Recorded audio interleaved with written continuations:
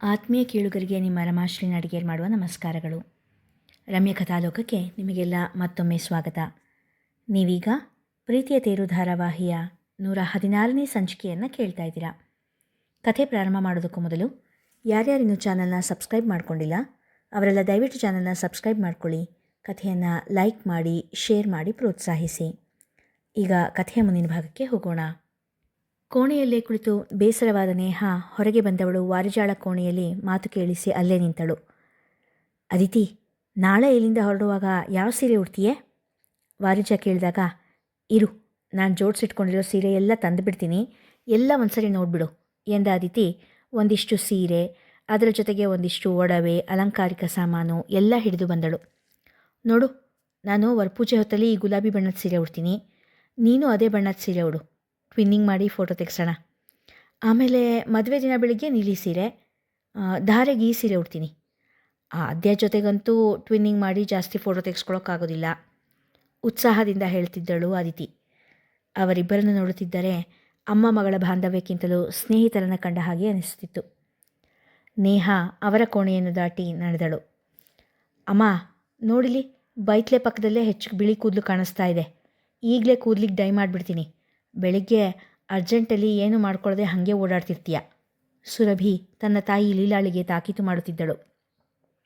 ಆಯ್ ಬಿಡೆ ನಮ್ಮವ, ನನಗೂ ವಯಸ್ಸಾಯಿತು, ತಲೆ ಕಪ್ಪು ಬಳಿದ್ರೆ ವಯಸ್ಸೇನು ಕಡಿಮೆ ಆಗ್ತದೇನೋ, ಡೈಗಿ ಎಲ್ಲ ಏನು ಬೇಡ.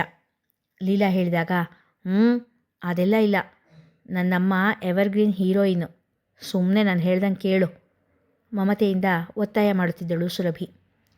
ವಾರಿಜ, ಅದಿತಿ, ಸುರಭಿ, ಲೀಲಾ ಇವರನ್ನು ನೋಡಿದಾಗ ತಾನೂ ತನ್ನ ತಾಯಿಯ ಬಳಿ ಹೋಗಬೇಕು ಎನಿಸ್ತು ನೇಹಾಳಿಗೆ.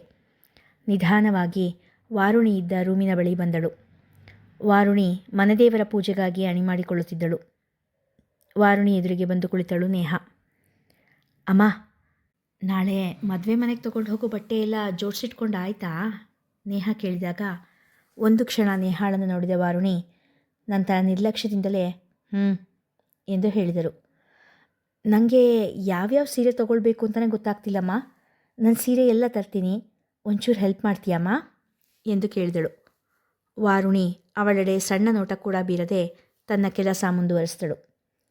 ಸ್ವಲ್ಪ ಹೊತ್ತು ಸುಮ್ಮನೆ ಕುಳಿತಿದ್ದಳು ನೇಹ. ತಾಯಿ ಏನೂ ಮಾತನಾಡದೆ ತನ್ನ ಇರುವನ್ನೇ ನಿರ್ಲಕ್ಷಿಸಿದಾಗ ಕೆಡುಕೆನಿಸಿತು. ಆದರೂ ಸೋಲಪ್ಪದೆ ಇಲ್ಲದ ಉತ್ಸಾಹ ಮೈಮೇಲೆ ಎಳೆದುಕೊಂಡು, ಅಮ್ಮ, ನಿಮಗೆ ಕೂದಲು ಸ್ವಲ್ಪ ಬಿಳಿ ಬಿಳಿ ಆಗ್ತಾ ಇದೆ, ಕೂದಲಿಗೆ ಕಪ್ಪು ಹಚ್ಚಲಾ ಎಂದು ಕೇಳಿದಳು. ಯಾಕೆ, ಈಗಾಗಲೇ ಮುಖಕ್ಕೆ ಮಸಿ ಬೆಳೆದಿದ್ದು ಸಾಲದಾ, ಇನ್ನು ಕೂದಲಿಗೆ ಬೇರೆ ಮಸಿ ಬೆಳಿಬೇಕಾ? ತಟ್ಟೆಂದು ಹೇಳಿದಳು ವಾರುಣಿ. ನೇಹಾಳ ಕಣ್ಣು ಕೂಡಲೇ ತುಂಬಿ ಬಂದಿತ್ತು. ತಟ್ಟೆಂದು ಅಲ್ಲಿಂದ ಎದ್ದು ಓಡಿದಳು. ವಾರುಣಿಗೆ ಮಗಳು ಹಾಗೆ ಹೋಗಿದ್ದು ಕೆಡಕೆನಿಸಿದರೂ ತನಗಾಗುತ್ತಿದ್ದ ಸಂಕಟ ತಡೆಯಲಾರದೆ ಹೇಳಿಬಿಟ್ಟಿದ್ದಳು. ಆಡಿದ ಮಾತನ್ನಂತೂ ಹಿಂದೆ ಪಡೆಯುವ ಹಾಗಿರಲಿಲ್ಲ. ಮಗಳನ್ನು ಸಮಾಧಾನ ಮಾಡಲೆಂದು ಎದ್ದು ನಡೆದವಳು ಮಗಳ ಹಿಂದೆಯೇ ಕೋಣೆಗೆ ನಡೆದ ಸುಹಾಸ್ನನ್ನು ಕಂಡು ಸಣ್ಣ ನಿಟ್ಟುಸಿರು ಬಿಟ್ಟು ಮತ್ತೆ ಕೋಣೆಗೆ ಹಿಂದಿರುಗಿದಳು.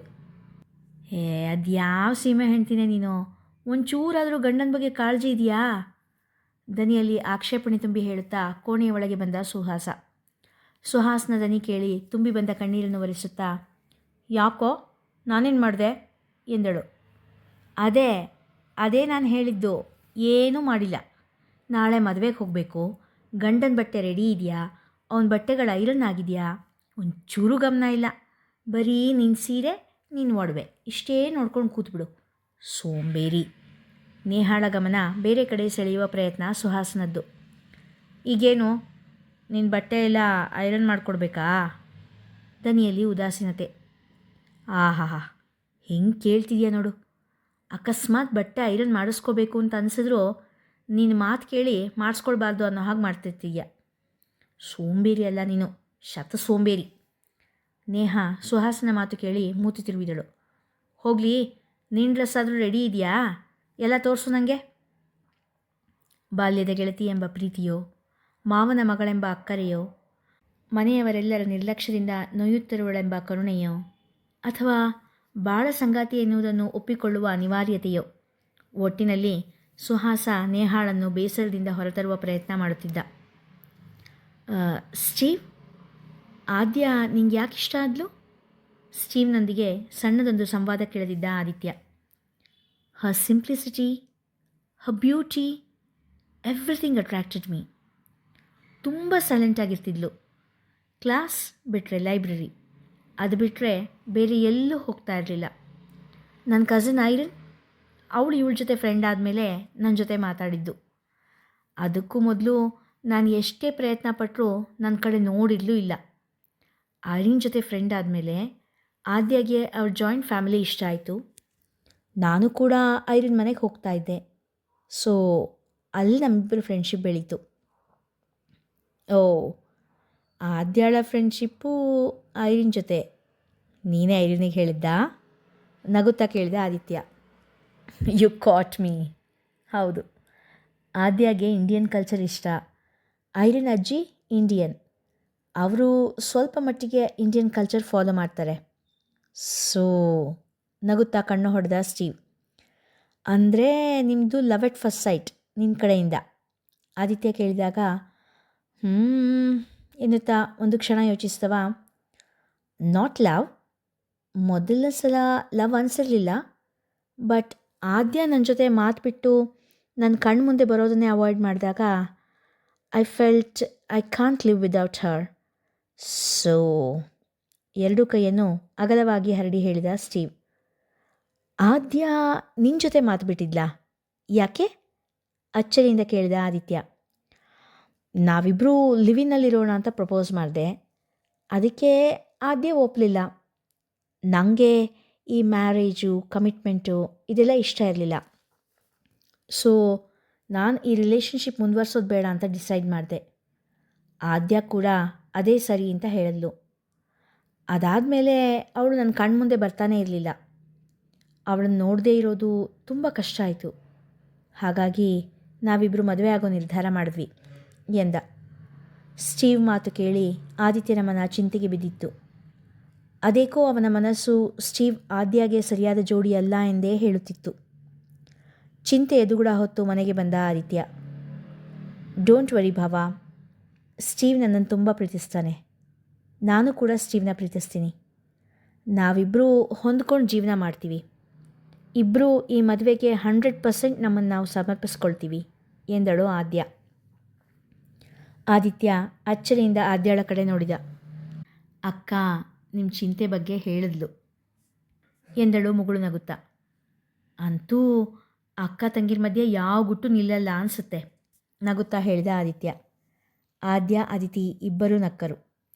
ಥ್ಯಾಂಕ್ಸ್ ಬಾವ, ನನ್ನ ಬಗ್ಗೆ ಇಷ್ಟೊಂದು ಕನ್ಸರ್ನ್ ತೋರಿಸಿದ್ದಕ್ಕೆ ಎಂದಾಗ, ನಾನು ನಿನ್ನ ಭಾವ ಕಣಮ್ಮ, ನನಗೂ ಜವಾಬ್ದಾರಿ ಇದೆ ಎನ್ನುತ್ತಾ ಮುಂದಿನ ಕೆಲಸದ ಬಗ್ಗೆ ಗಮನ ಕೊಟ್ಟ ಆದಿತ್ಯ.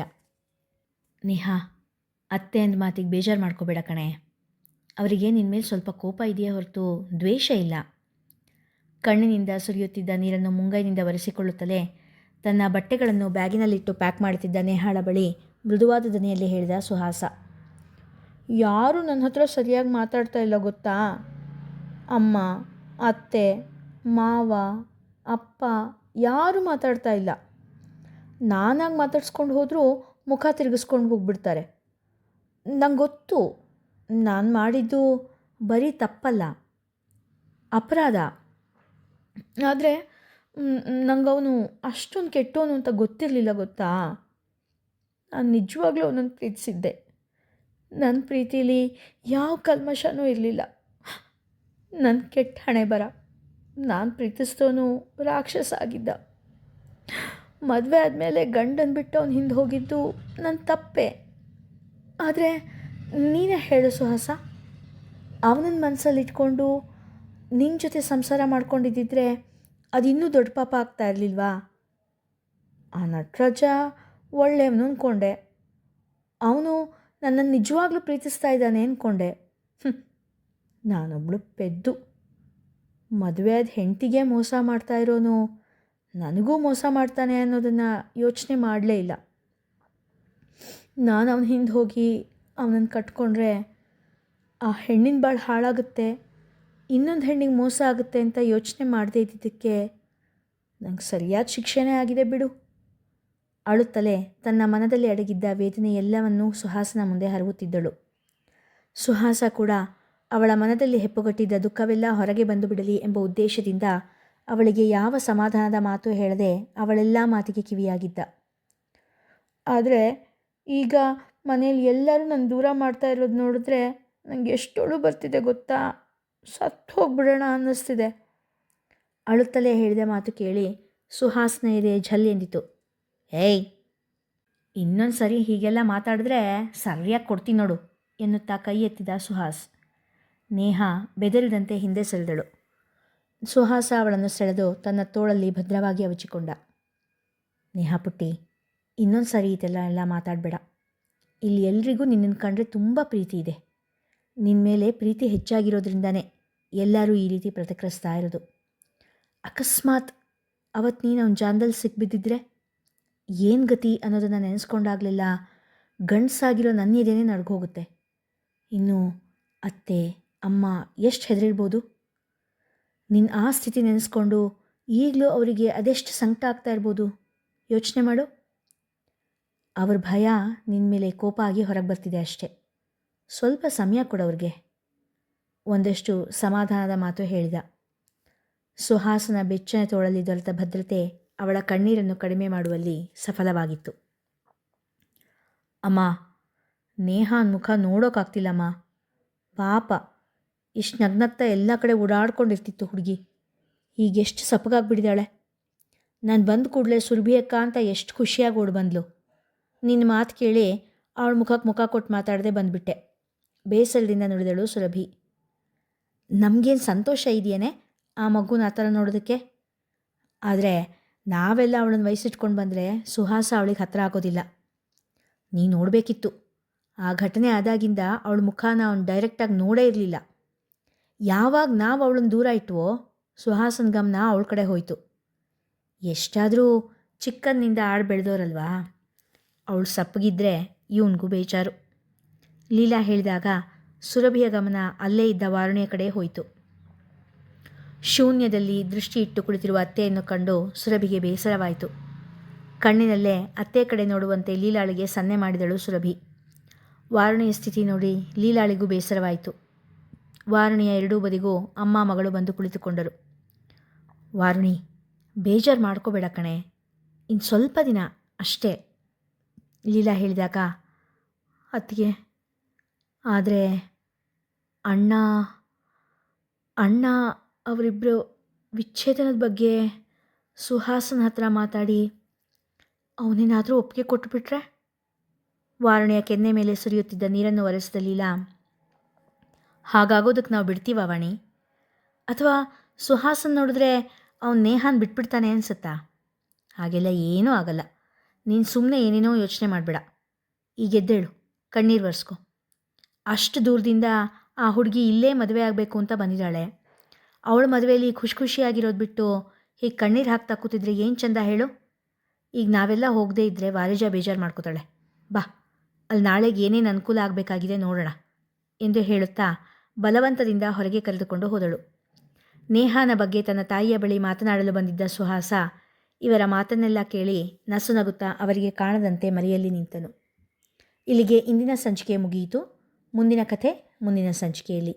ಕತೆ ಇಷ್ಟವಾಗಿದ್ದರೆ ಹೆಚ್ಚು ಹೆಚ್ಚು ಜನರಿಗೆ ಶೇರ್ ಮಾಡಿ, ಕಥೆಯನ್ನು ಲೈಕ್ ಮಾಡಿ, ಹಾಗೆ ಕಮೆಂಟ್ ಸೆಕ್ಷನ್ನಲ್ಲಿ ನಿಮ್ಮ ಅಭಿಪ್ರಾಯ ತಿಳಿಸಿ ಪ್ರೋತ್ಸಾಹಿಸಿ. ಧನ್ಯವಾದಗಳು.